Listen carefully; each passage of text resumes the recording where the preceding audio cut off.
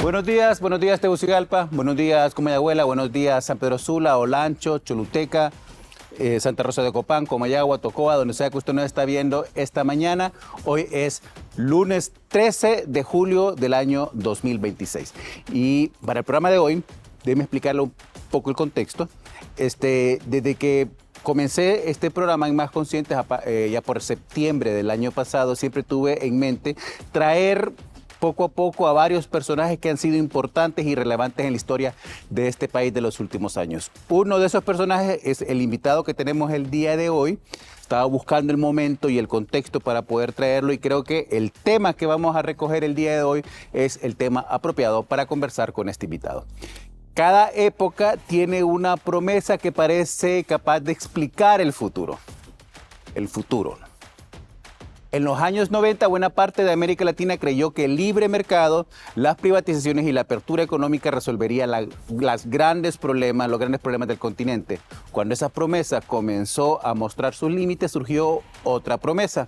Una nueva generación de gobiernos que llegó al poder afirmando que era posible construir sociedades más justas, reducir la desigualdad, ampliar los derechos y devolver al Estado un papel central en la vida pública. Esa fue la gran promesa de la izquierda latinoamericana durante las primeras décadas del siglo XXI. Durante muchos años esa idea transformó el mapa político de la región, ganaron elecciones, modificaron constituciones, se impulsaron reformas y cambió la conversación pública en la práctica en todo el continente. Pero toda promesa política enfrenta una prueba inevitable que es gobernar. Administrar economías frágiles, enfrentar la violencia criminal, sostener instituciones débiles, responder a ciudadanos cada vez más exigentes y gobernar sociedades profundamente polarizadas terminó siendo un desafío mucho más complejo que construir un discurso de oposición. Por eso, hoy queremos comprender qué ocurrió con una de las propuestas políticas más influyentes de la historia reciente en América Latina, qué transformaciones logró impulsar, qué obstáculos encontró cuando llegó al poder, qué errores se cometió y cuáles de las demandas que le dieron origen siguen vigentes, aunque hoy se expresen de otra manera. Para conversar sobre este proceso nos acompaña el, ahora me doy cuenta, agrónomo Andrés Pavón, histórico defensor de los derechos humanos, expresidente del Comité para la Defensa de los Derechos Humanos de Honduras, CODE, ex embajador de Honduras también en Cuba y un hombre que ha observado desde dentro buena parte de la evolución de las izquierdas latinoamericanas durante las últimas décadas. Así que quédese con nosotros que este va a ser uno de esos programas que va a ser historia.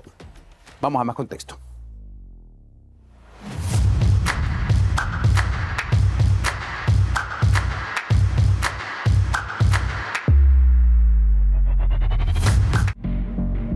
Hace apenas unos años parecía que América Latina volvía a caminar en una sola dirección. En Chile, Gabriel Boric llegaba al poder con la promesa de inaugurar una nueva generación política. En Colombia, Gustavo Petro rompía una tradición de décadas al convertirse en el primer presidente de izquierda del país. Lula regresaba a la presidencia de Brasil. En Honduras, Xiomara Castro encabezaba el primer gobierno de izquierda de la historia democrática reciente. Mientras México, Morena consolidaba su proyecto político. Muchos analistas hablaron entonces del regreso de la llamada Marea Rosa. Parecía el inicio de un nuevo ciclo político para la región. Pero la historia latinoamericana rara vez permanece inmóvil. Con el paso de los años, buena parte de esos gobiernos comenzaron a enfrentar un escenario mucho más complejo que el que encontró al llegar al poder. El crecimiento económico perdió dinamismo. La inseguridad pasó a ocupar un lugar central entre las preocupaciones ciudadanas. La migración continuó marcando el destino de millones de personas. La polarización política se profundizó y la confianza en las instituciones siguió deteriorándose. Al mismo tiempo, nuevas fuerzas políticas comenzaron a ganar espacio. En distintos países surgieron liderazgos que construyeron su discurso alrededor del orden, la seguridad, el combate al crimen organizado y el rechazo a las élites tradicionales. El mapa político del continente volvió a cambiar. Este fenómeno trasciende los resultados electorales, refleja un cambio en las prioridades de la sociedad latinoamericana. Durante buena parte de las últimas décadas, el debate estuvo dominado por la desigualdad, la pobreza y la ampliación de derechos. Hoy, El costo de la vida, la violencia, la corrupción, el empleo y la capacidad de los gobiernos para ofrecer respuestas rápidas ocupan un lugar cada vez más importante en las decisiones de los votantes. Honduras también forma parte de ese proceso. Más que un cambio de gobierno, América Latina parece atravesar el cierre de un ciclo político y el inicio de una nueva etapa, marcada por sociedades más exigentes, electorados menos leales y una creciente demanda de resultados concretos por encima de las identidades ideológicas.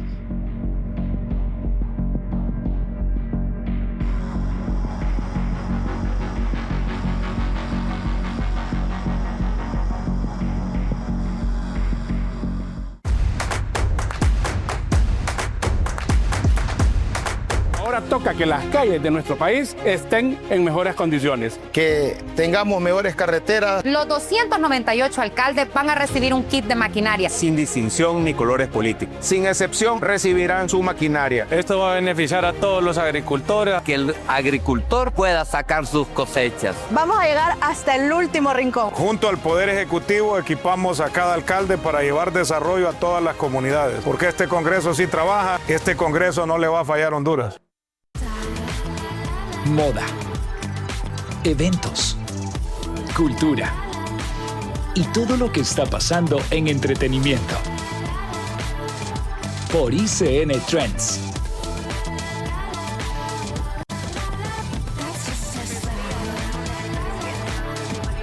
Descarga la app en tu celular y Smart TV o visita icndigital.com. Búscanos en tu canal de cable digital. ICN, una nueva conciencia. Más que un amigo, es el espacio donde tenemos tips y tutoriales para que tu peludo sea el protagonista de su propio videoblog. 0 pulgas, puro talento. Acompáñanos, te damos las mejores recomendaciones para que sus paseos sean wow-tásticos, sin mordidas en el intento. En nuestras reseñas te decimos la verdad sin ladridos. Analizamos todo para que te conviertas en un dueño perfecto. Más que un amigo, tu dosis semanal de amor perruno, todos los domingos a las 9 de la mañana, solo por ICN, una nueva conciencia.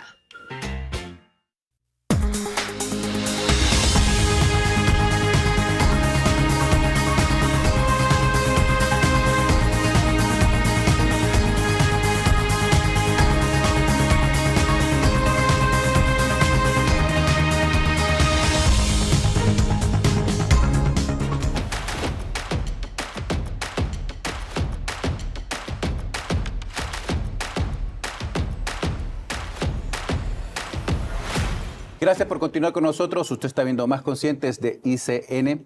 Esta mañana, como dijimos, nuestro tema de interés es un poco conocer, estoy seguro que a usted también le será de mucho interés conocer qué pasó desde la visión de un personaje histórico de la izquierda hondureña. ¿Qué pasó con esta promesa de los gobiernos que llegaron a principios del siglo XXI con la promesa de transformar las sociedades, de reconfigurar la relación del Estado con sus ciudadanos, de cambiar todas esas desigualdades que surgieron de la época del neoliberalismo de la década de los 90? ¿Qué pasó? Honduras formó parte de esa ola también, esa ola rosa que le llaman en los años ya el gobierno de Xiomara Castro, ¿no? Y cómo está ahora el panorama a nivel continental. Eso es lo que queremos conversar el día de hoy. Y nos acompaña Andrés Pavones. Él es uno de los dirigentes históricos de la izquierda hondureña. Presidió el Comité de Defensa de los Derechos Humanos durante más de una década. Fue candidato presidencial, fundador del Frente Amplio Político en Resistencia y embajador de Honduras en Cuba. Su trayectoria le permite analizar la evolución y desafíos de la izquierda latinoamericana desde la experiencia política que él tiene. Buenos días, don Andrés. Cuánto gusto tenerlo por acá. Hombre, Oscar, también para mí un placer tenerlo y saber que si no somos colegas en el periodismo, al menos en la escritura, ¿no? Porque sí, sé que escribió ya, por ahí ha publicado al menos un libro. Tengo varios libros. Varios sí, libros. Sí, sí. Y bueno, yo acabo recién en febrero de publicar también una novela. Una novela política que tiene que ver con este tema del que nosotros estamos hablando, ¿no? Y cuando usted habla de cómo nos hemos visto en este escenario, recuerdo cómo me encontré con el Che Guevara, yo, ¿no? En una cesta de mimbre. Ajá. En la casa andaban reclutando, entonces yo salí corriendo. Y cuando salgo corriendo, no me queda más que meterme a una cesta grandísima de mimbre, que era de ropa que tenían mis padres. Y cuando estoy escarbando, encuentro un libro, ¿no? Y lo miré. Me parecía que era Jesucristo. Yo tenía en ese tiempo 15 años. Y ya había oído hablar un poco del Che y de la revolución, por ejemplo, nicaragüense.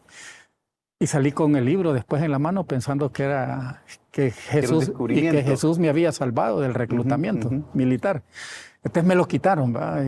Y se enojaron porque yo andaba con aquello, pero después cuando fui al colegio, a la secundaria, me encontré con un buen amigo, ahí que también estudiaba, que se llamaba El Cuate, y le miré un dije colgado, y andaba el Che. Y le pregunto, ¿y esto quién es? No, me dice, este es el Che Guevara. Entonces el hombre me empezó a hablar del Che. Y a raíz de eso nos fuimos haciendo amigos, tanto así que, como usted bien lo dice, la conocemos desde adentro. Llegué pues a militar dentro de la misma izquierda hondureña, que era la izquierda latinoamericana, y fui un internacionalista incluso. Salí de mi país a estudiar a una academia militar. Regreso después, yo llegué a Nicaragua en el conflicto militar armado y tuve la oportunidad, hay cosas que a veces uno no las cuenta, ¿no? Y la gente cree que somos obra de la casualidad. Pero todos esos escenarios, Óscar, nos acapararon y por ahí tuve hasta asignado un fusil y una mochila con 300 tiros. ¿Asignado por quién? Entonces ahí, en ese movimiento, Óscar, mira qué interesante la pregunta, ¿no? Éramos jóvenes, yo apenas creo que tenía ya, cuando regreso hasta allí, a este país, 19 años. Entonces empezábamos a discutir, bueno, y vos después de que triunfe la revolución, ¿qué vas a hacer? No, yo voy a volver a mi finca, voy a cortar bananos. Entonces las ilusiones no eran tantas como se decía, desde aquellas contradicciones internas de naturaleza ideológica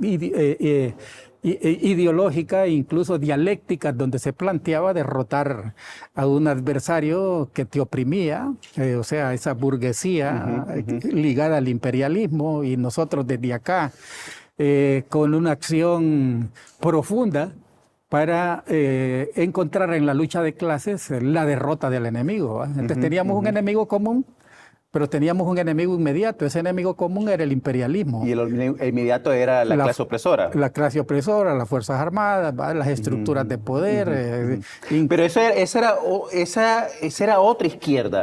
Era una izquierda que tiene su origen, creo yo, fundación de los partidos comunistas, especialmente en los años 50, ya en la Guerra Fría, porque los comunistas de los años 20 eran otro tipo de comunistas también, y que muere más o menos allá por el neoliberalismo, que es cuando aparece Unificación Democrática, del cual usted formó parte también, el Partido de Unificación Democrática. ¿Cómo diferenciamos esa izquierda a la cual usted se sumó en ese espíritu revolucionario, guerrillero, romántico también en gran medida, de esta otra que surge ya después con Hugo Chávez?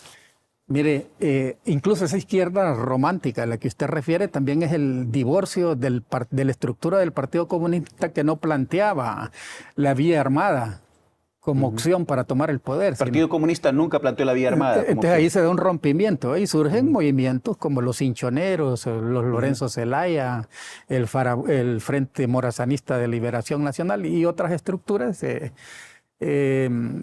que rompen con el Partido Comunista, ¿no? Pero luego llegan a esa etapa, los acuerdos de Contadora, creo que se llama. A finales de los 90, los acuerdos de Contadora, sí. Entra incluso... Finales de los 80, principios de los 90, sí. Entra en ese escenario Callejas. Los tratados de paz en Nicaragua, en El Salvador, la salida del sandinismo en Nicaragua. Sí. Sabe que el ingeniero Roma, que le llaman Roberto Martínez, participó como mediador asignado por Callejas en ese encuentro, que hubo entre los movimientos armados hondureños y el gobierno de Callejas. Callejas tuvo más aproximación con los hinchoneros, porque los Lorenzo Zelayas tiraron un comunicado, se hizo público el comunicado, no llegaron a firmar ningún acuerdo, pero ellos hablaban ahí que suspendían la lucha armada. Hay una especie de rompimiento, aparece García España, que su línea incluso de García España estaba un poco ligada al libro verde de Gaddafi, era otra opción.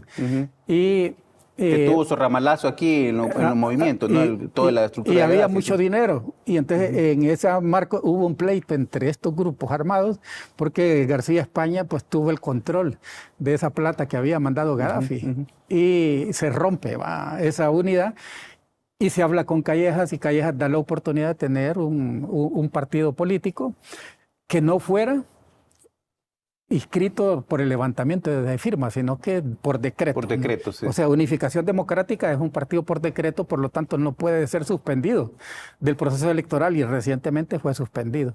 Entonces García España toma la delantera y empieza a organizar el partido político. Cuando este otro sector de la izquierda más popular, la izquierda más vinculada a los movimientos sociales, se da cuenta que García España, comandante Fusil Virgo que le llamaron por un tiempo, está tomándoles la dirección, deciden convocar a una asamblea y conspiran contra García España y lo derrotan en una asamblea. Eso fue para controlar el partido de Unificación Democrática. Ahí entonces ellos tienen ya el control absoluto de Unificación Democrática, entonces empezamos nosotros ya con ese giro de la aproximación a esa primera ola que usted llama roja, que se empieza a dar por América Latina. En algún momento Unificación Democrática tuvo un proceso muy importante porque, si usted recuerda bien, llegó a tener incluso hasta 5 diputados en el Congreso Nacional, entre los que aparecen algunas figuras que todavía conocemos muy bien, como Dori Gutiérrez,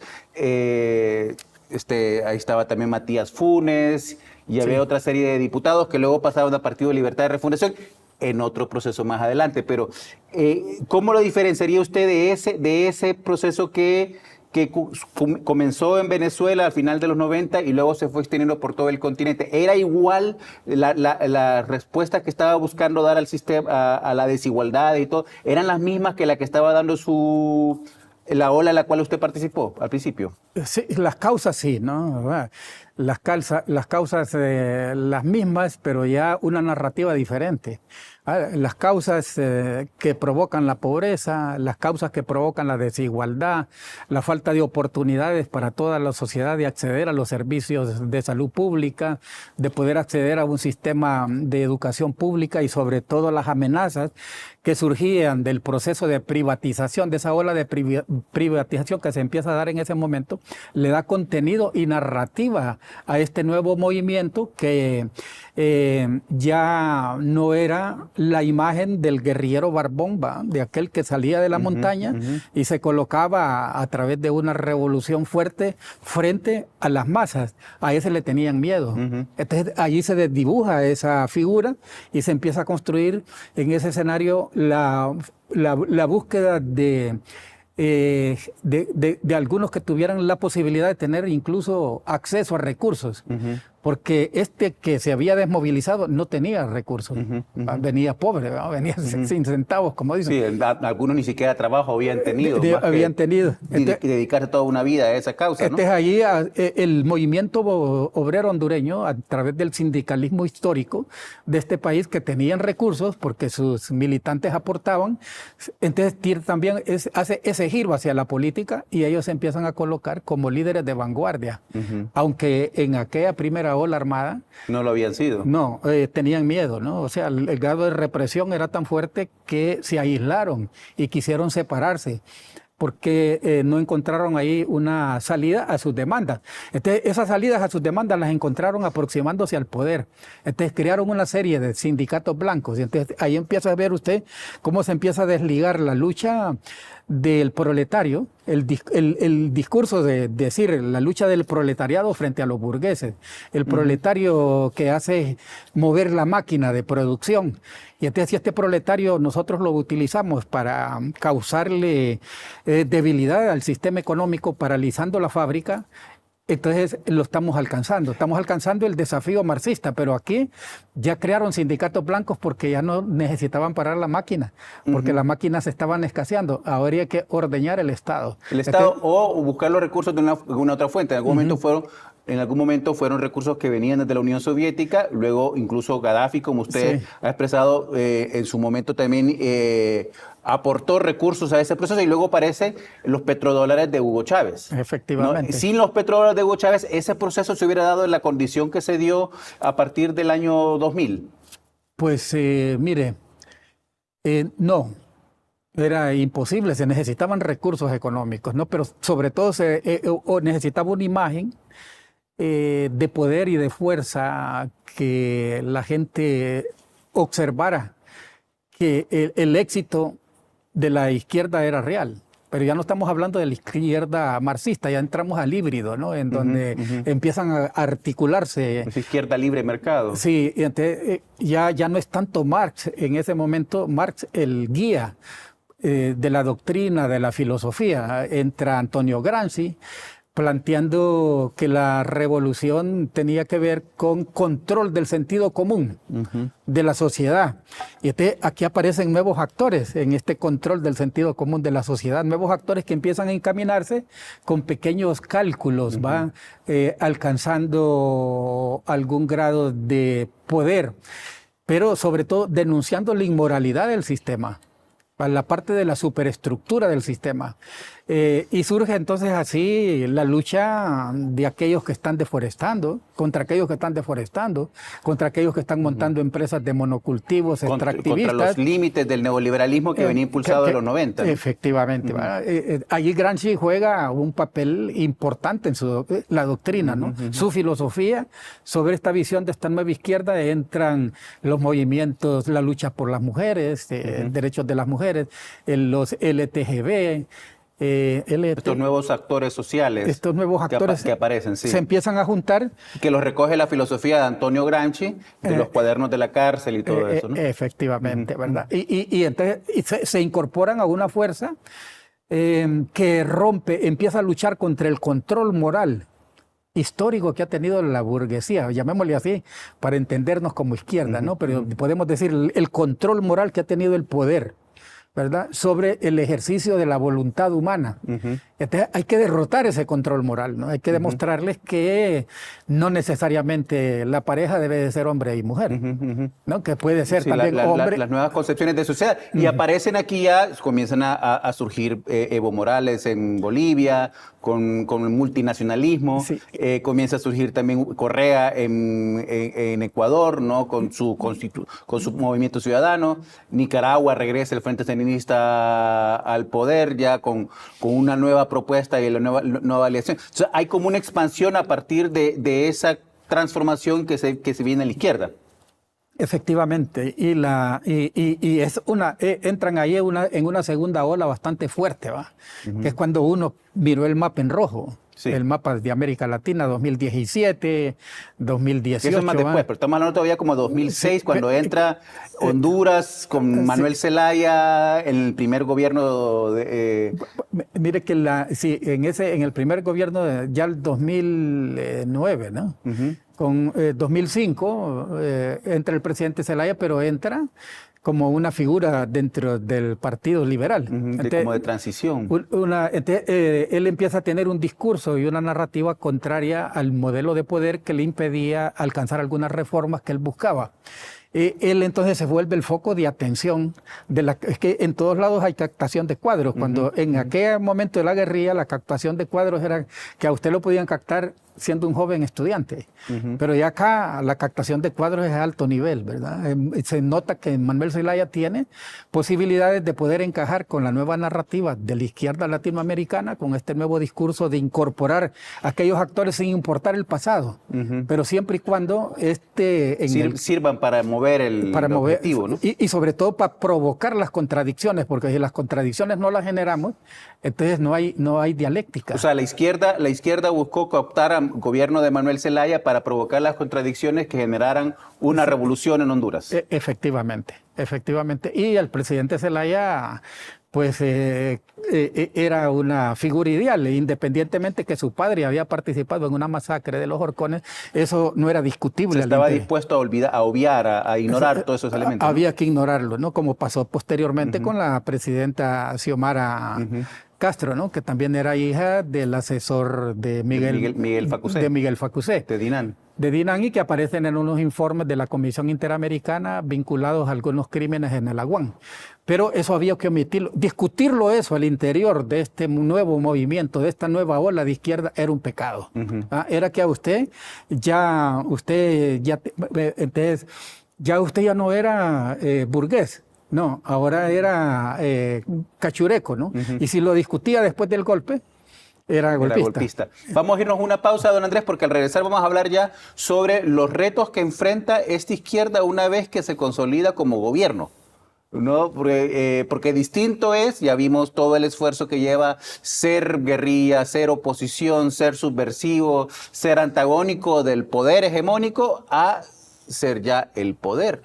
Y esa transformación que vimos ya después en el gobierno de Manuel Zelaya. Usted está viendo Más Conscientes de ICN y ya regresamos.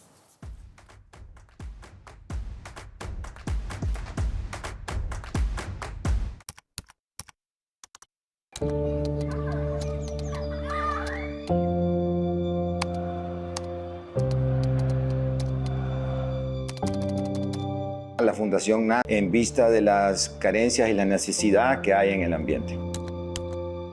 Y el cuarto año pues ya no tenía dinero, llegué a la quiebra económica total. Soy un sobreviviente, somos resilientes. Yo digo, los guerras no nos rendimos, los guerras somos resilientes. Tuve la bendición de poder ver la muerte a través de otros ojos. Gracias a ese niño que trabajó, yo soy quien soy. El orden no comienza con el gobierno, no comienza con las calles, comienza con tu mente.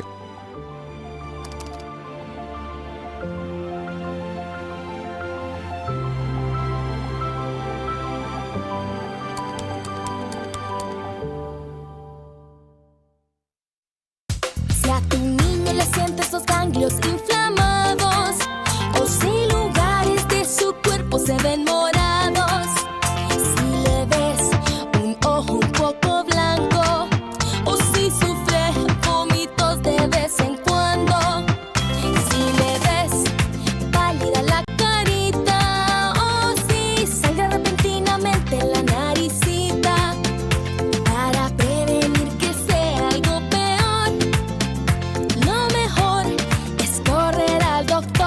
Esta canción tiene 6 de los 12 síntomas del cáncer infantil. Repásalos en familia, en la escuela y en tu comunidad y ayuda a salvar vidas. Un mensaje de la Fundación para el Niño con Cáncer y este medio.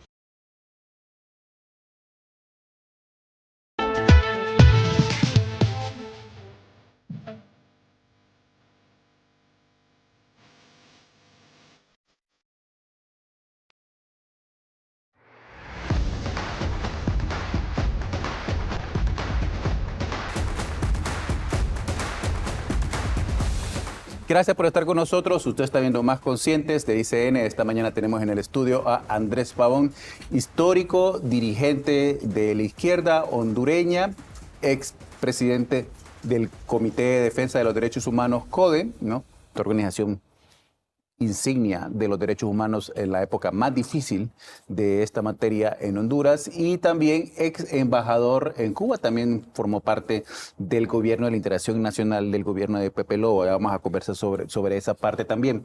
Don Andrés, ¿qué realidad encontró estos partidos, encontraron todos estos partidos de izquierda una vez que llegaron al poder, que se enfrentaron ya a que el desgaste que había venido después del neoliberalismo y que también ellos provocaron como partidos de oposición en ese momento, ya encontrarse con economías débiles, con instituciones débiles? ¿Qué encontraron cuando llegaron al poder? Mire, fue un desafío, o sea, la búsqueda del poder a través de los procesos electorales, ya abandonando la vía revolucionaria, la acción violenta para controlar el poder.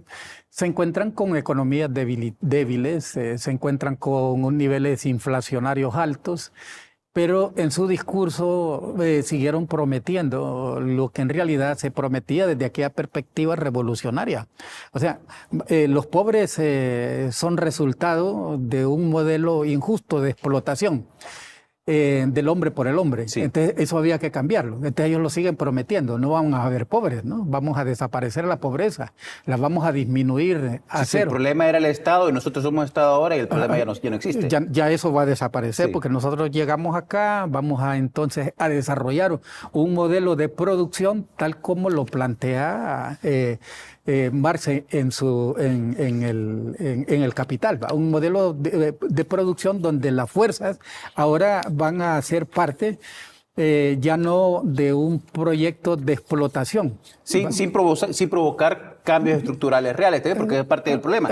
No hubo cambios estructurales cuando tampoco. Llegan ahí se dan cuenta que no los pueden hacer. ¿Va? Que la derecha ha minado cualquier posibilidad. Pero eso ¿fue la derecha que minó la posibilidad o es que ellos realmente no tenían la capacidad de ver cómo hacerlo? No, la derecha lo logra minar, va, porque el mismo sistema, el mismo modelo que nosotros tenemos acá, Oscar, al volver la división de poderes, ¿va? Porque sabe que usted que en un modelo de economía centralizada, el ejecutivo es el que controla todo, pero en estas democracias hay un poder del Estado que es en donde se define la ley, donde se da el curso de la ley, y ahí estábamos divididos, pues. Ahí la derecha tenía su fuerte oposición. O sea, la separación de poderes impide que los modelos estructurales que trae la izquierda de propuesta puedan impulsarse. Y más... Pero en algunos lugares esa separación de poder desapareció, como en Venezuela o como en Nicaragua desapareció. Entonces, más ese quiebre, ¿no? Ese quiebre que se está dando en otros países de América Latina en donde impulsan este modelo de utilizar la llegada al poder vía democrática para desaparecer la institucionalidad y tenerla, entonces, lo nuevo que surja bajo control. Pero nos encontramos con que nuestro socio de mercado es Estados Unidos, es el socio más próximo. Es el problema que le pasa también a Cuba.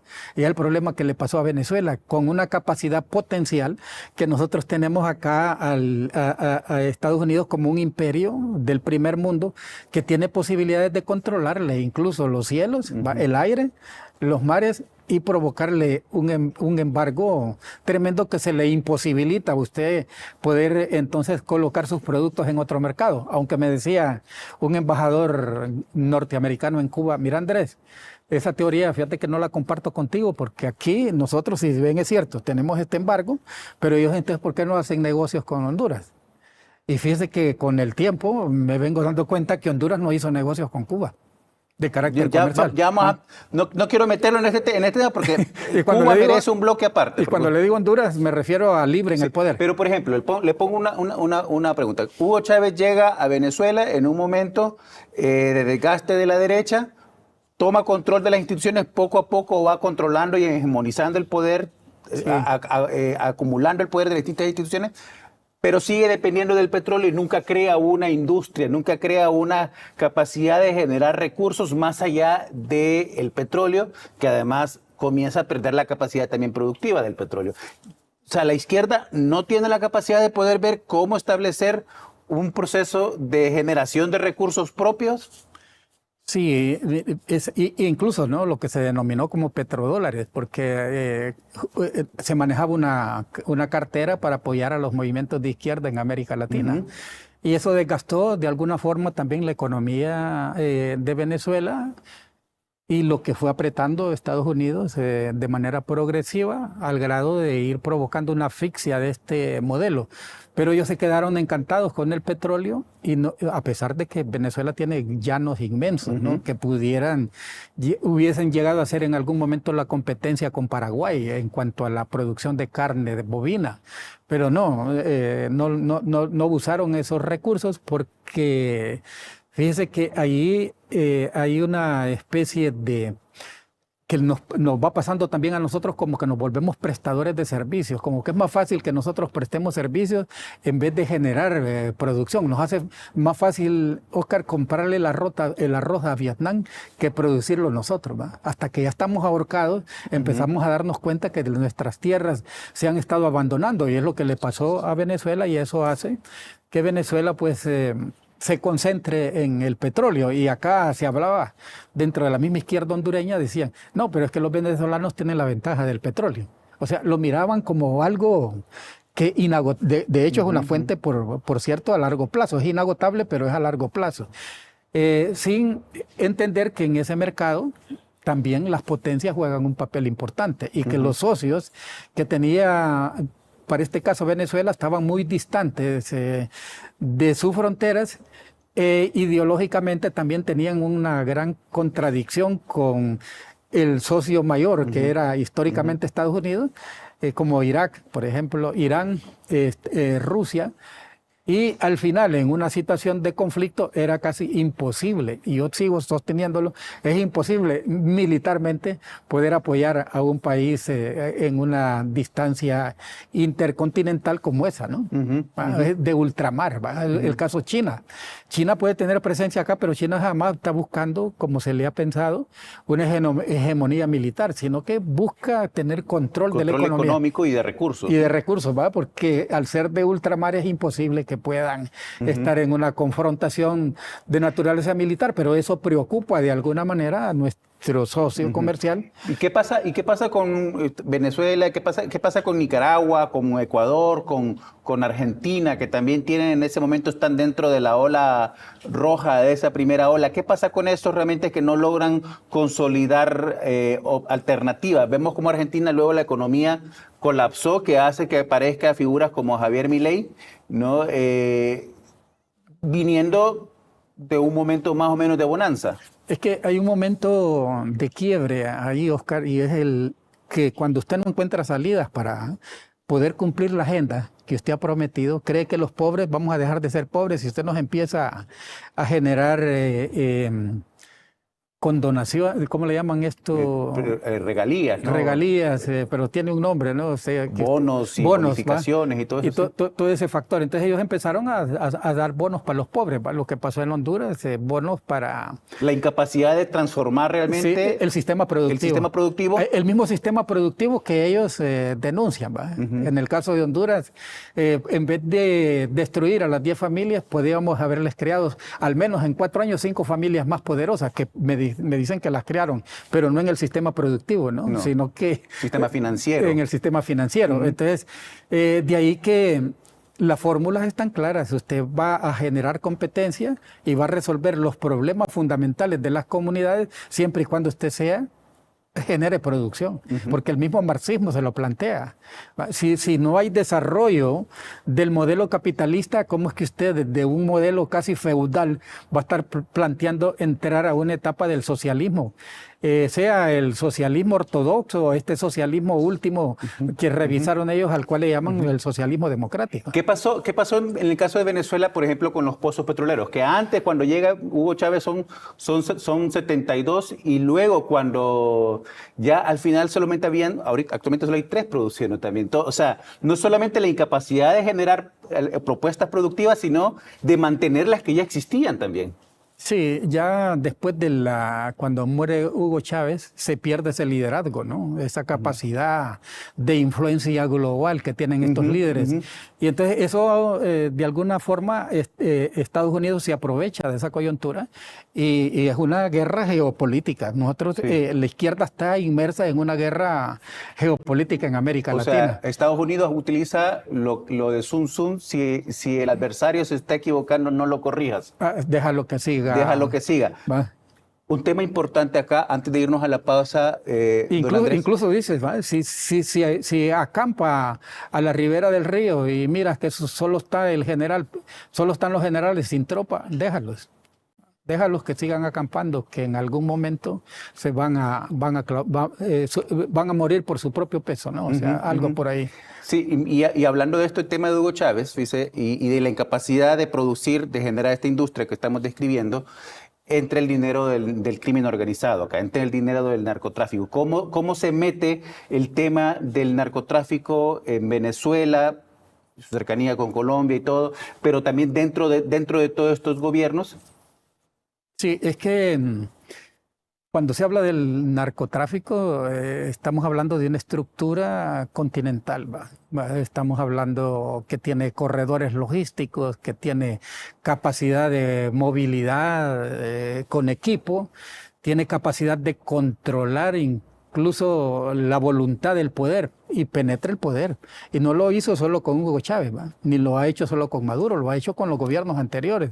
Y en la medida esta presión del narcotráfico se fue desarrollando, cuando las guerrillas incluso abandonan el escenario armado en América Latina, es un espacio que el narcotráfico aprovecha. Entonces hay también una desviación. Muchas de estas personas que habían a lo largo de su historia, sí, por ejemplo, perdieron su naturaleza originaria. La FARC, el ELN también. Y buscan entonces ya una estrategia de subsistir. De subsistir. Y de controlar el territorio para extraer, ¿no? Para extraer. Y entonces, esa división de control de territorio que es interesante, pero también tienen que controlar el poder. Entonces captan figuras importantes. Pudieron haber llegado hasta grandes presidentes, ¿va? Pero no solo de izquierda, estamos también hablando de la derecha. Y usted lo puede ir marcando esto, viéndolo como... en el caso particular de Honduras, ¿verdad? El hermano del presidente Juan está preso con una cadena perpetua. El hijo del presidente Lobo también cayó preso en un trance de drogas. El hermano del presidente Zelaya aparece en el video. El hermano del presidente Zelaya aparece en el video. Pero no hay juicios en las jurisdicciones internas y se les permite a ellos seguir gozando del ejercicio del poder y de esas alianzas que tienen con el crimen organizado. Eso, de alguna forma, Oscar, viene a descalificar la narrativa moral de la izquierda, porque la izquierda... La autoridad moral que traía. Efectivamente. Ellos, tal como lo dice Antonio Gramsci en estos cuadernos de la cárcel, hay que atacar la moral del adversario, ¿va? Para desarrollar el sentido común de la población. Y en eso, cuando uno dice, estos todos los días dicen, no, que narco, que no sé qué, no, es parte del discurso, esa es la narrativa, porque usted está destruyendo la superestructura del poder y está desgastando su autoridad moral. Y eso lo hace la izquierda y lo hace la derecha. Pero luego ese mismo discurso se le ve en contra cuando ellos no se pueden consolidar como una alternativa contraria a ese ejercicio de poder. Mire, y es ahí en donde la desesperación, a veces pues puede usted encontrarse desesperado, porque las masas también le están exigiendo resultados y aparece dentro del discurso de las masas, como usted ya les abrió el conocimiento y dicen esto, estos también nos están engañando a nosotros. Entonces aparece el famoso voto del castigo y hay que castigarlos independientemente cuál puede ser su ideología y su doctrina. El hecho de que Libre haya llegado al poder, en el caso de Honduras o en el caso de Venezuela con el PSB, el Partido Socialista Venezolano, no significa que hubo un trabajo de adoctrinamiento. De construcción de base. No. Eso fue... Ellos entonces lo que hacen es arrinconarse en pequeñas estructuras que pueden llegar a ser las desencadenantes de un proceso de masas, pero no lo lograron. Fue lo que pasó con los colectivos en Honduras, lo que pasó con los colectivos en Venezuela, y mira, cuando está la presencia norteamericana y una operación militar, sacan al presidente Maduro, pero sin esos colectivos no actuaron. No pudieron entonces, para lo que fueron creados. Entonces hay una narrativa y un discurso que empieza a tener el control del miedo de la población. Y cuando se genera el control del miedo, le da a usted entonces la idea de esa lucha, ¿no? Por un lado la derecha, por otro lado la izquierda, pero va creando las condiciones para que la gente se niegue al oficialismo y no le importa del cual sea. En el caso... Y la izquierda no supo leer esas condiciones. Tengo que irme a una pausa, don Andrés. Al regresar, usted fue embajador de Cuba. ¿No? Conoce Cuba desde adentro, conoce los problemas de Cuba. Además, la meca de la izquierda latinoamericana sigue siendo Cuba. Al regresar de la pausa vamos a hablar con don Andrés qué pasó en Cuba. Usted está viendo Más Consciente, ya regresamos.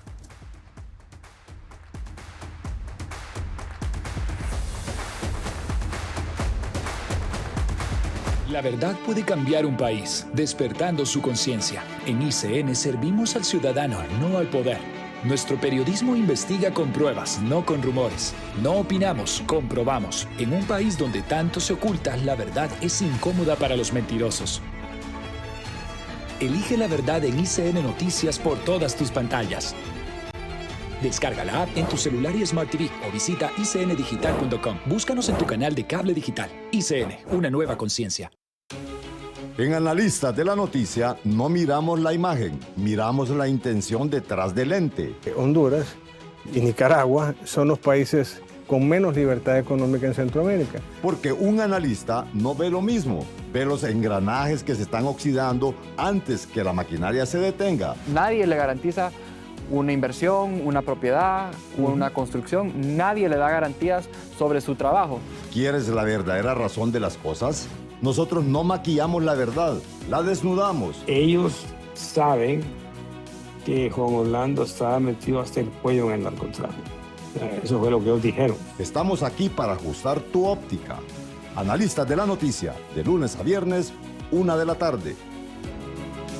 Solo por ICN, una nueva conciencia. Desde las sedes mundialistas, llevando cada detalle de lo que sucede en la gran fiesta del fútbol. La información más completa y al instante de la Copa del Mundo. Lo más destacado dentro y fuera de la cancha. Los protagonistas y momentos que hacen historia en esta justa mundialista. Y junto a invitados especiales con quienes compartimos el análisis y la pasión por el fútbol. Todo en una sola hora. ICN Sports Mundialista, el espacio diario para vivir el torneo más importante del fútbol. De lunes a viernes de 5:30 a 6:30 de la tarde, sábados y domingos a las 8 de la noche. Solo por ICN.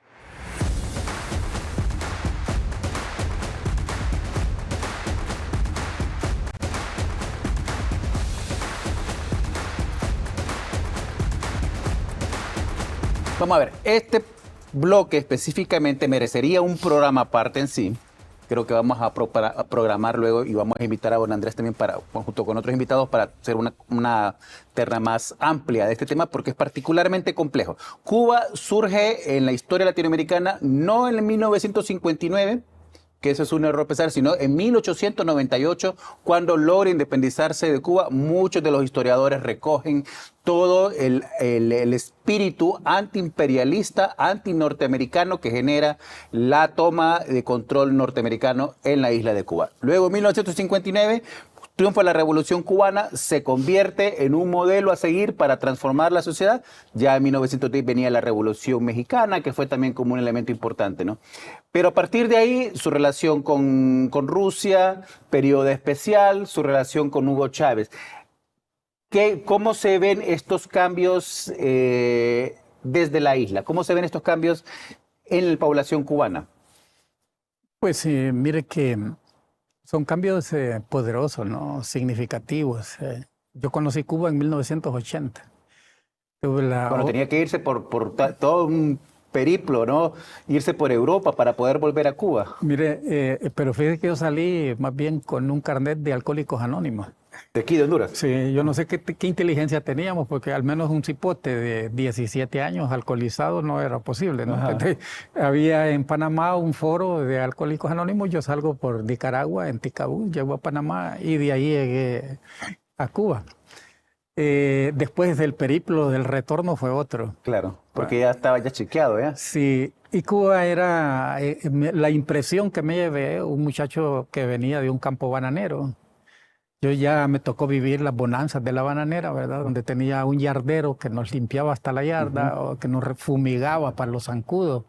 Ya hacíamos nuestras necesidades fisiológicas en esos campos, en sistemas lavables. Recuerdo que la escuela la pintaban todos los años.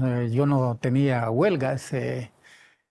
Pues ahí pasé mis primeros años en esa escuela, gozábamos pues mis padres de sus vacaciones y veníamos. Los que les tocó primero, tal como lo narra en Prisión Verde, Amaya Amadora, debe haber sido más difícil. Pero la impresión que me llevo, ¿no? Imagínense, en ese trayecto nunca había salido del país, paso por Nicaragua, miro a aquellos muchachitos armados con fusiles, porque en el 80 todavía se sentía la presencia de la revolución, disparos pegados en las paredes, pero también eso para un joven que venía de un centro estudiantil, arrengador de estudiantes, era algo bonito, ¿no? O sea, lo miraba, le tenía envidia a aquellos muchachitos con fusil, ¿va? Pero llego a Costa Rica, de Costa Rica y llego a Cuba. Me impresionó aquella isla, sus playas hermosas, la cerveza barata, ¿va? Usted con $1 podía ir al cine, comerse una palomilla, tomarse un refresco. Funcionaba la revolución. La revolución, la gente pasaba con sus cartones de huevos en las manos por todos lados.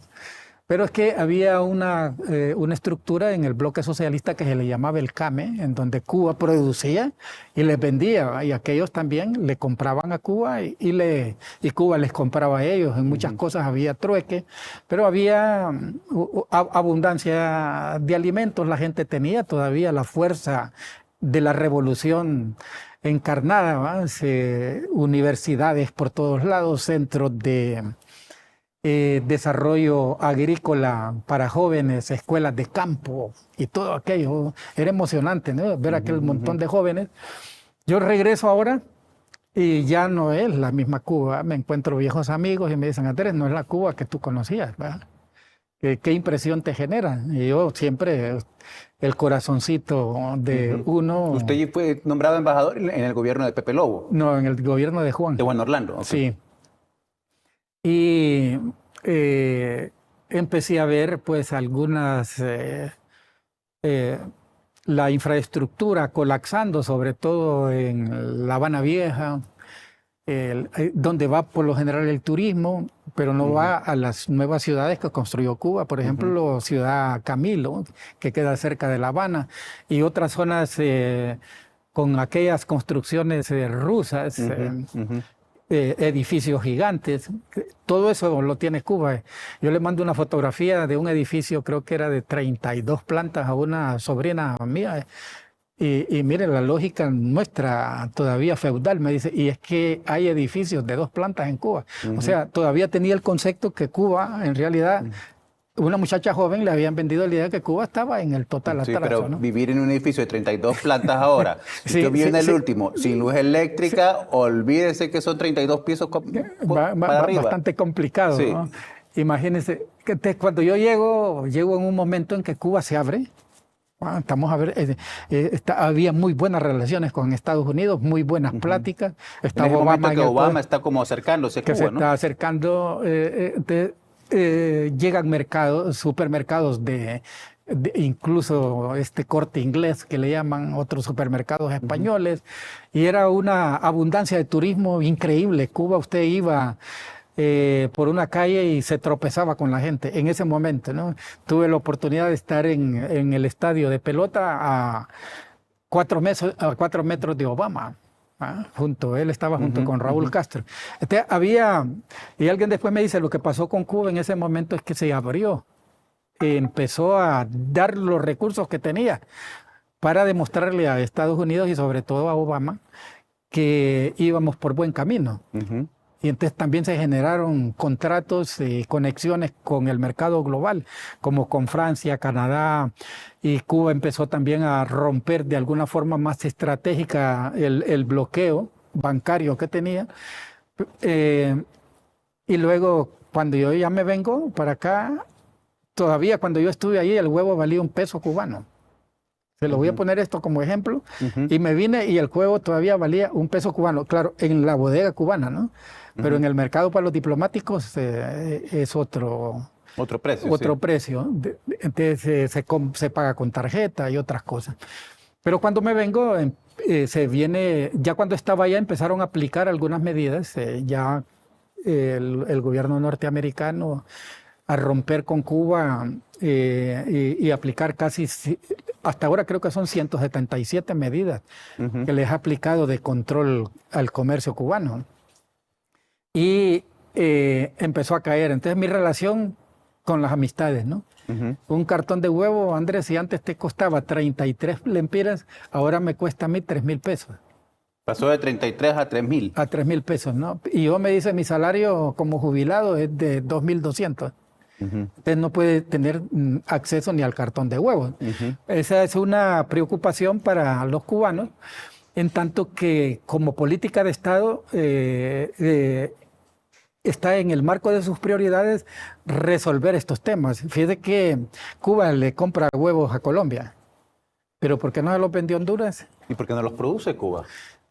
Porque producir un huevo en Cuba le sale más barato que comprárselo a Colombia, dado que Cuba no es capaz de producir la comida, los piensos.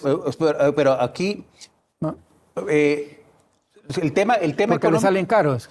¿Le sale muy caro producirlos adentro? Sí, porque ellos vienen y tienen que comprar el fósforo, el calcio, que son la dieta que se le coloca al maíz, o al sorgo o a la soya, para que el huevo pueda desarrollarse bien, ¿no? Sí. Entonces, si usted compra eso en el mercado europeo, cuando le llega a Cuba, le llega muy caro.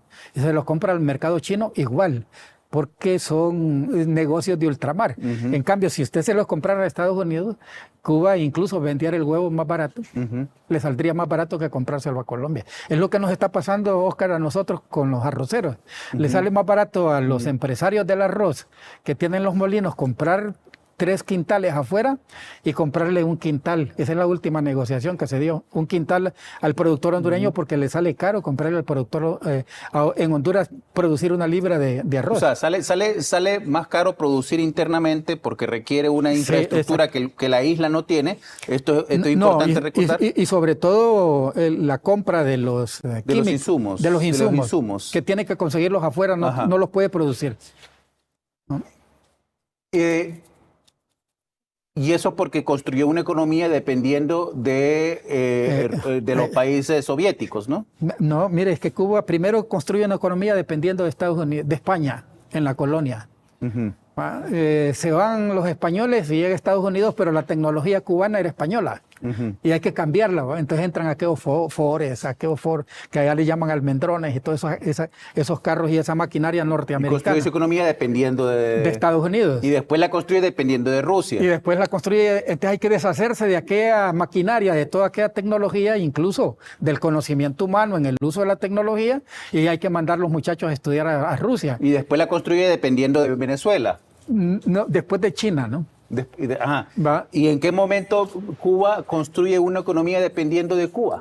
Es que ahí es donde ha estado el tema cubano. Ahora ellos empiezan, entonces, es lo que sé, con mis relaciones que tengo con la gente en Cuba, ya están viéndose para adentro, que es tiempo ya que Cuba, bueno, ya están generando el 30% del petróleo que consume su equipo pesado, como diésel, lo están produciendo en Cuba. O sea, ahora están comenzando a verse para adentro cuando está todo a punto de colapsar. Sí, porque el concepto de este socialismo del mercado socialista, incluso se hablaba del trueque, este intercambio. Bueno, Venezuela nos daba petróleo y nosotros estábamos conformes.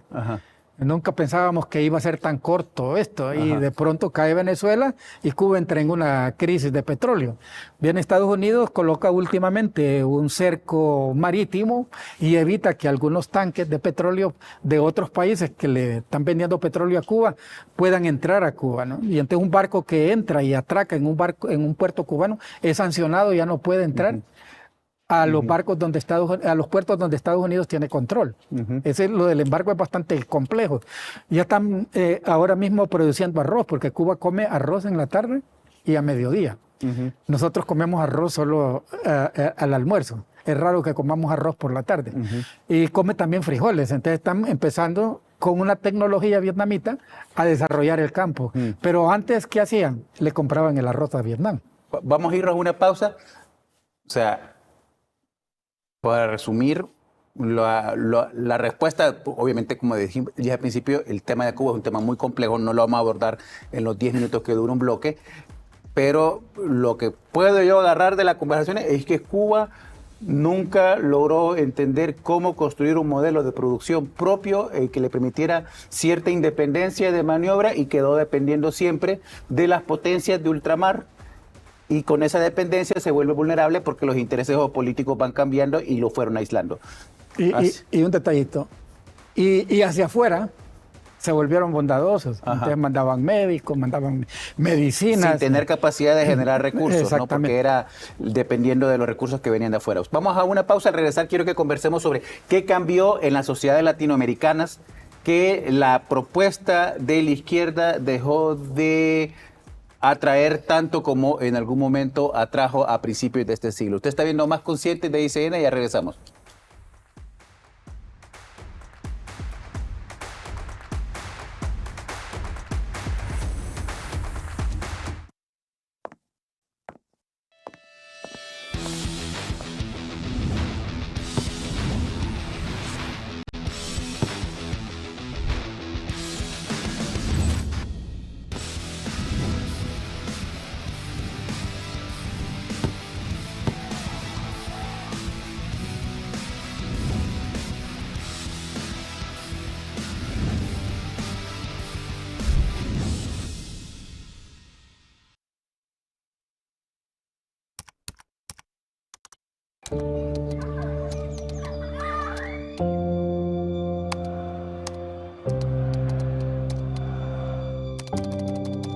La fundación nace en vista de las carencias y la necesidad que hay en el ambiente.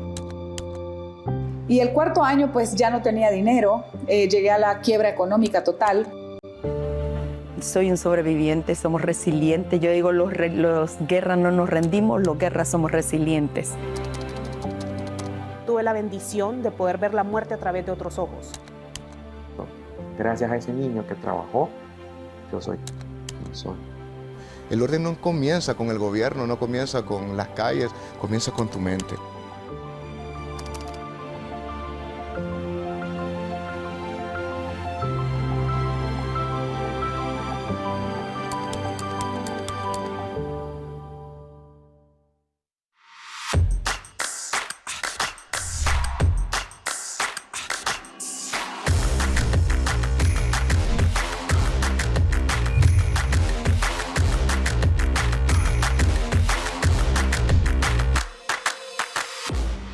Tu salud empieza en cómo te cuidas y cómo te sientes todos los días.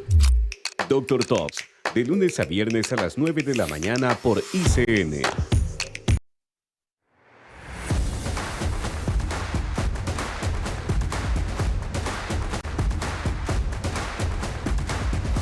Olvidar que al final Y está más claro que las sociedades cambian más rápido a veces que los partidos políticos y que los mismos gobiernos.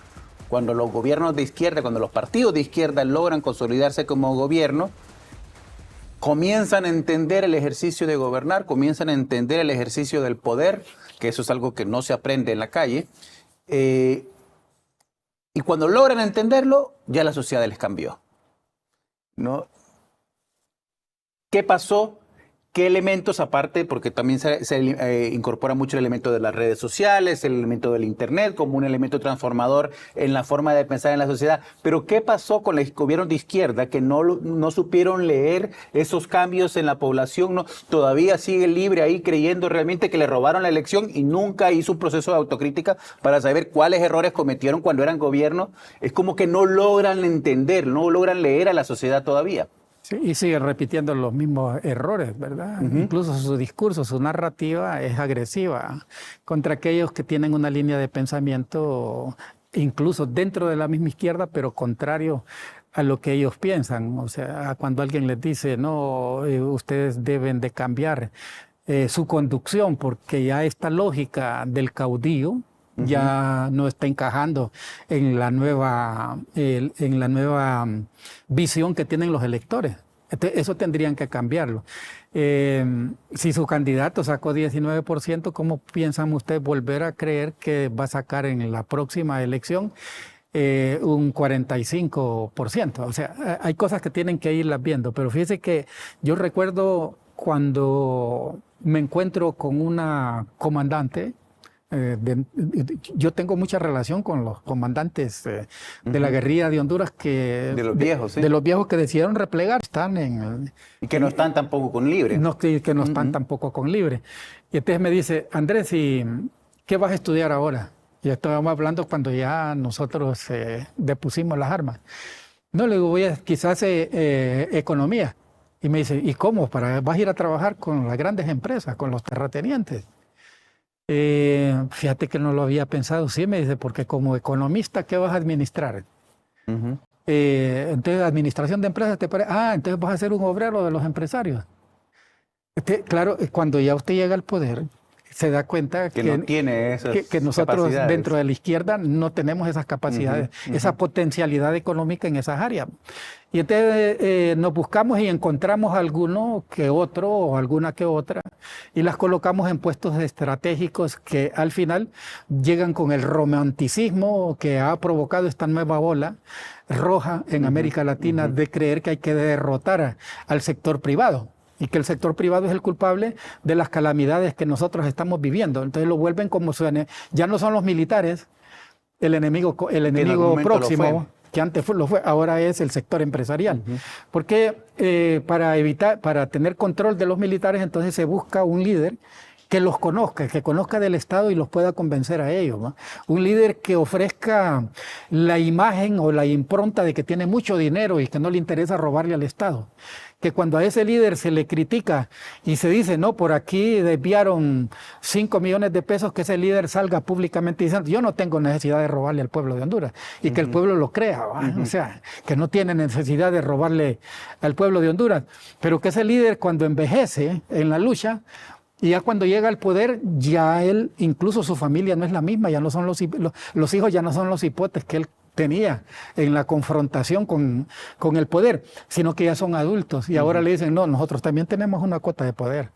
Y como familia hemos sido los más sacrificados. Y empiezan los feudos, ¿no? Y feudos políticos, ¿no? Y empieza la masa todavía a aplaudirlos, ¿no? Porque el líder se desparrama y entonces conecta también con los sectores más empobrecidos y siguen teniendo confianza en la continuidad, ya no del líder, ahora de la familia. Y eso pasa en los países donde usted mira que sea posesión, bueno, ahorita en Venezuela. En Nicaragua tenemos a los hijos de los Ortega, ¿no? ¿Y qué hizo Trump con Venezuela? Colocó a los, ¿cómo que se llama? Delcy. A los Rodríguez. Tiene a los Rodríguez en el poder, ¿va?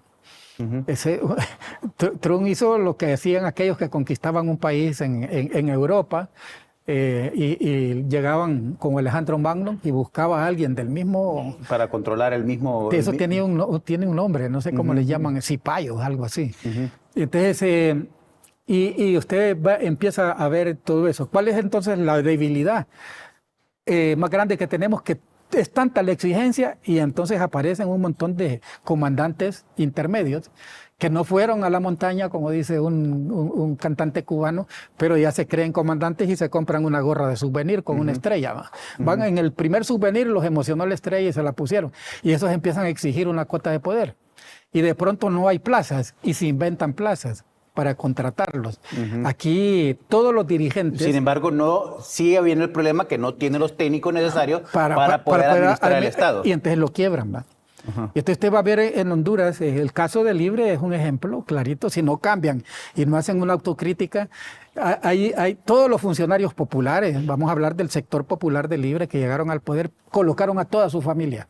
Fue lo primero que fueron a hacer ahí. Vamos a ordeñar esta vaca porque no podemos dejar de tomar leche, ya que nos sacrificamos por ella y nos merecemos eso, ¿no? Lo mismo está pasando con este gobierno. Algunos están colocando en primera línea también a sus...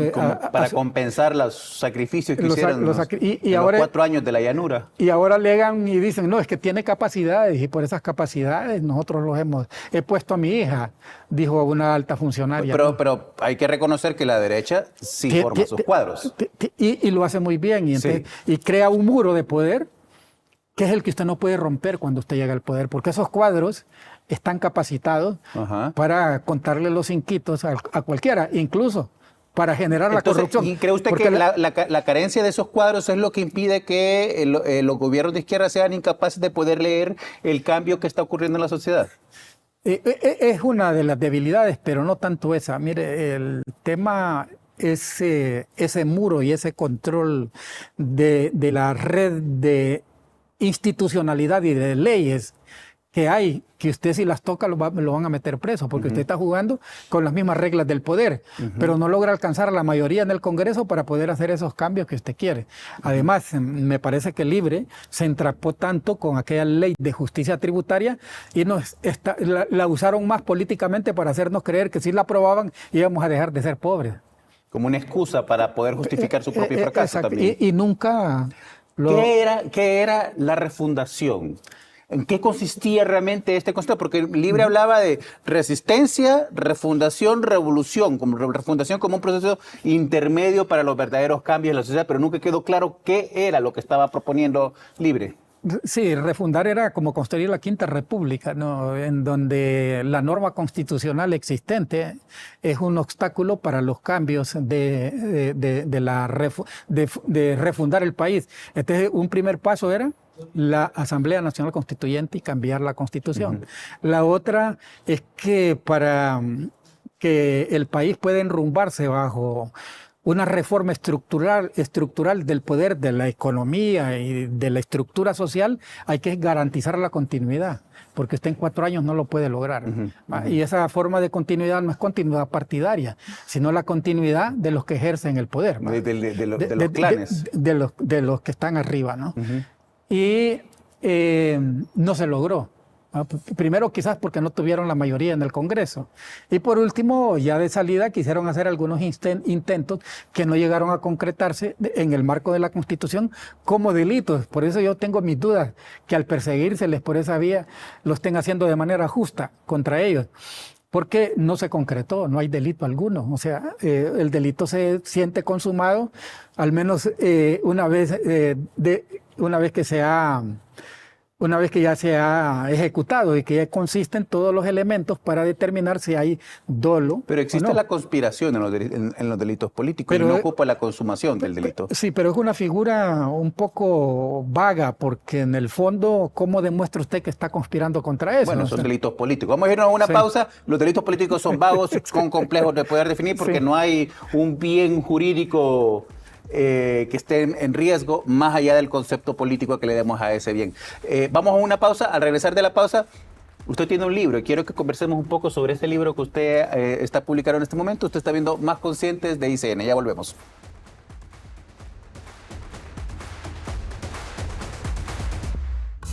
Descubre las recetas originales de San Pedro de la Cueva, la auténtica cocina de leña, de la mano de quienes mantienen viva la historia.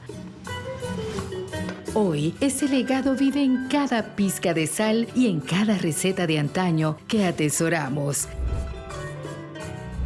La herencia de las viudas, de lunes a viernes, 5 de la tarde. La cocina que venció al olvido, la tradición que alimenta el alma. Solo por ICN, una nueva conciencia.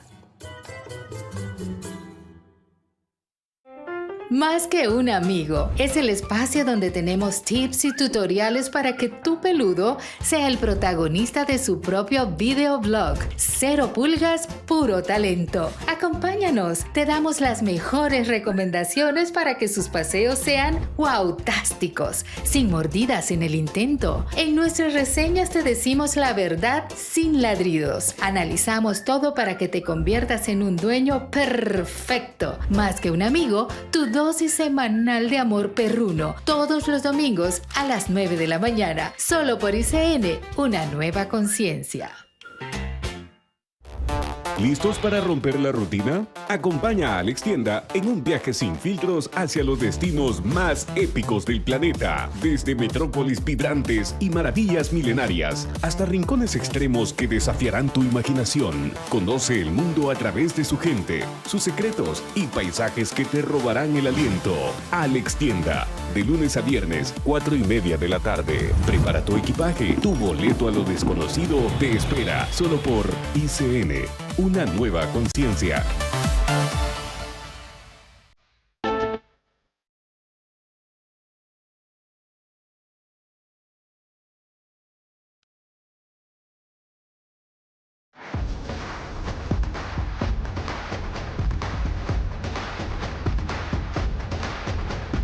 Gracias por estar con nosotros. Usted está viendo Más Conscientes de ICN. Esta mañana conversamos con Andrés Pavón, expresidente del Comité Hondureño de los Derechos Humanos, CODE, líder histórico de la izquierda hondureña, y estamos conversando sobre qué ocurrió con la promesa de transformación de la izquierda hondureña. Andrés Pavón acaba de publicar su primera novela. Sí, ¿Su primera novela? Una segunda. La primera no estoy muy conforme con ella, pero... La primera es de los ejercicios que uno sí, queda como vale la pena recuperarlo después. Sí. Y viene a acuerdo con el tema también porque habla de la izquierda.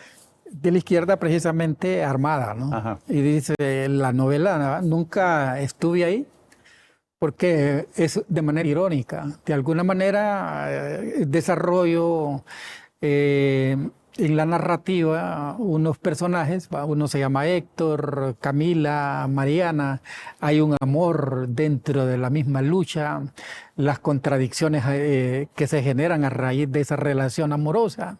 La separación entre estas dos personas, y luego hay un monólogo entre un torturador y una víctima. Héctor llega a ser capturado por las fuerzas represoras del Estado y es sometido a tortura, pero también participa en algunos combates. Admira la capacidad que tienen estas mujeres de poder enfrentar a este enemigo que se les había presentado. Les asignan un arma, un fusil. Por último, Héctor termina capturado por las fuerzas represivas del Estado y lo presentan con un montón de armas ante los medios de comunicación, ¿no? Y entonces es una novela que en el fondo, Oscar, describe desde adentro de la izquierda armada la complejidad del pensamiento y de la doctrina. Y desde el punto de vista de la literatura, como me dice un buen amigo, la literatura también es historia. Yo se lo voy a... Claro que sí. La literatura funciona como funcionan los sueños en la vida real. La vida nos da códigos que luego los sueños interpretan. La literatura interpreta los códigos de la actualidad. Muchas gracias, don Andrés, por el libro. Hay una dedicatoria ahí, ¿verdad? Para usted. Gracias, te lo agradezco mucho. Vamos a leerlo y vamos a publicar también un comentario al respecto. Vamos a una última pausa. Al regresar nos quedamos con la pregunta: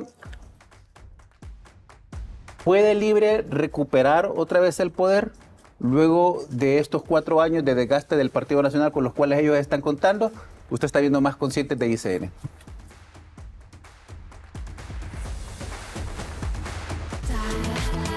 Moda, eventos, cultura y todo lo que está pasando en entretenimiento. Por ICN Trends.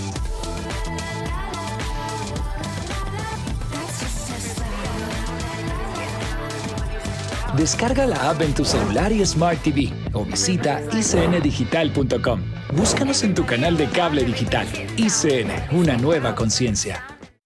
El Mundial se juega en la cancha, la conversación sucede en Palco Mundialista. Mientras todos hablan del Mundial, nosotros lo ponemos sobre la mesa. Nuevos episodios todos los días, solo por ICN Sports. El Mundial se juega en la cancha, la conversación sucede en Palco Mundialista. Mientras todos hablan del Mundial, nosotros lo ponemos sobre la mesa. Nuevos episodios todos los días, solo por ICN Sports. La verdad puede cambiar un país, despertando su conciencia. En ICN servimos al ciudadano, no al poder. Nuestro periodismo investiga con pruebas, no con rumores. No opinamos, comprobamos. En un país donde tanto se oculta, la verdad es incómoda para los mentirosos. Elige la verdad en ICN Noticias por todas tus pantallas.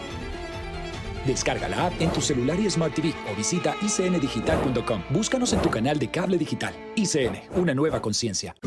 ¿Estás buscando reducir tu consumo de azúcar? Si lo que buscas es una alternativa a base natural y deliciosa, te recomendamos Azulite. Azulite es la mezcla ideal de azúcar y flor de stevia.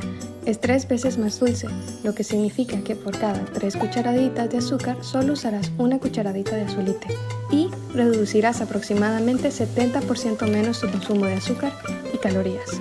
Azulite es azúcar light, disponible en supermercados.